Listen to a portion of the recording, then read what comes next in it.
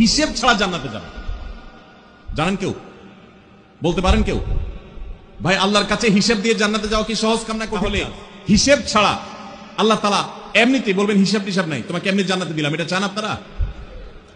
দেখুন কোরআনে কারীম আল্লাহ তাআলা বলছেন ইন্নামা ইউওয়াফাস সাবিরুনা আজরাহুম বিগাইরি হিসাব। আল্লাহ বিনিময় দেওয়ার ক্ষেত্রে, সওয়াব দেওয়ার ক্ষেত্রে দুনিয়াতে যারা সবরকারী হবে, যারা ধৈর্যশীল হবে, যারা সহিষ্ণু হবে, যারা নিজেকে নিয়ন্ত্রণ করতে পারবে, এই সবরকারীদেরকে আল্লাহ তাআলা হিসেব ছাড়া দিবেন, তাদেরকে সওয়াব দিবেন হিসেব ছাড়া। তাহলে আপনি যখন আপনার কর্মস্থলে থাকবেন আপনাকে ধৈর্য ধারণ করতে হবে। আপনি যখন পাবলিক পরিবহনে উঠবেন আপনার মাথা ঠান্ডা রাখতে হবে। আপনি যখন আপনার বাসা বাড়িতে থাকবেন আপনার মাথা ঠান্ডা থাকতে হবে।